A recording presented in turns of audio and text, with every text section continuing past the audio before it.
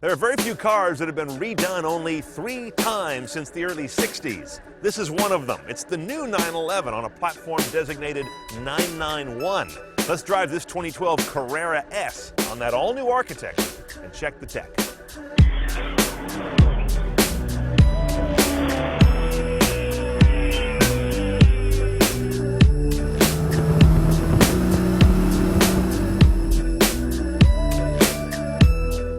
Okay, before we go inside, let's do our spotter's guide so you know when you've seen one of these. The easiest way is to look out back. Those taillights are very different and, to my eye, borrowed from an Aston Martin. Up front, great big eyes with big bubble headlights with some LED jewelry underneath them. The whole car's wheelbase is almost 4 inches longer. It has a shorter overhang. There's less body in front of the front wheels.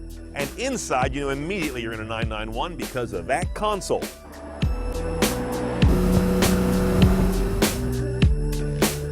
Welcome to the new Porsche 911 cabin.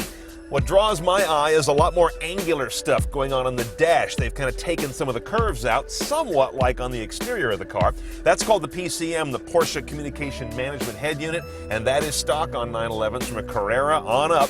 That means you're going to get navigation, touchscreen. You've got this knob you can navigate and click to operate with. The big thing that I'm missing now, and it's telling of our time, no voice command optioned on this car. If you don't option it, you don't have it at all. But note this, it's a German car, so you can do all of this while driving. Your base audio system here is going to have, I think it's 9 speakers and 235 watts. You can go up to Bose, that's the middle system. We have that here, it's 445 watts, 12 speakers and a powered sub. If you really want to go nuts, spend double that, $5,000 for the Burmester sound system. That'll get you 821 watts, still 12 speakers, but now all that sound goes out through 12 discrete channels of amplification. This center console was first seen, I think, in the Cayenne, then Panamera. Now you've got it here in this 911. It still kind of grates me. I find that it's getting away from the traditional, relatively Spartan cabin of a classic 911. This is really modern car, excessively developed to me. You see the gear shifter we have? This is for the PDK, the double clutch automated manual. It's a 7-speed dual clutch transmission. This guy cost a little over $4,000 for that option.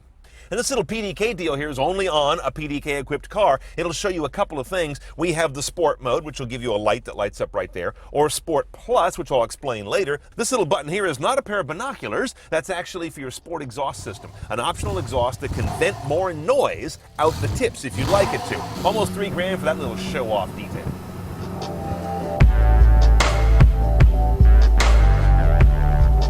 We've done about 1,100 car videos here at CNET, and this one has the least amount of engine I can show you. That's it. It's not really it at all. The engine's down here in the back, but you can't see it from the top anymore. You're looking at a 3.8-liter flat 6 classic Porsche architecture. You still get 400 horsepower, 325 foot-pounds of torque. The car weighs 3,250. It gets up to 60 in 4.3 seconds with a manual, 4.1 with our PDK gearbox, or get the Sport Chrono package that makes everything more aggressive, and you can get it down to like 3.9. All that while delivering 2027 EPA estimates on the MPG. Let's go see how they blended that efficiency and ferocity.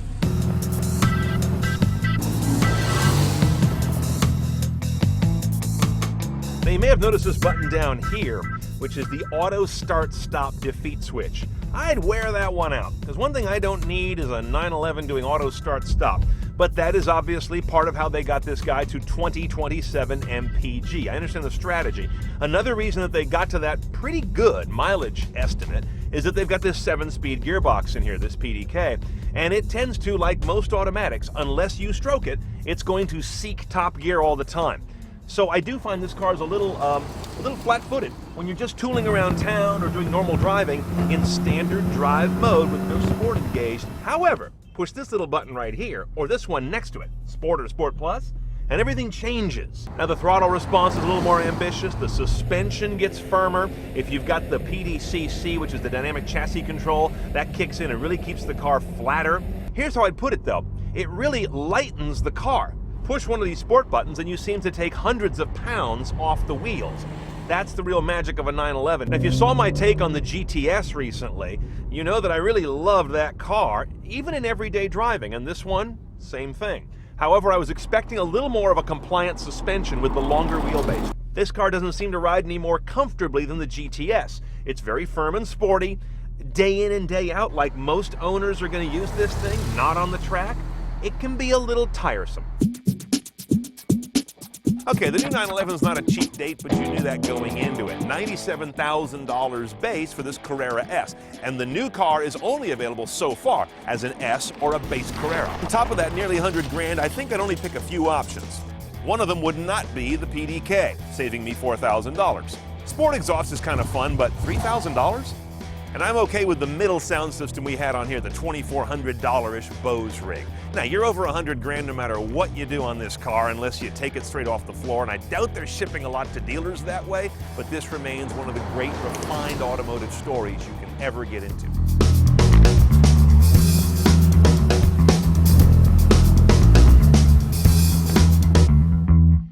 Hi, I'm Molly Wood, host of The Buzz Report, the show about the tech news that everybody's talking about. See it every Friday in high def at cnet.com/buzzreport.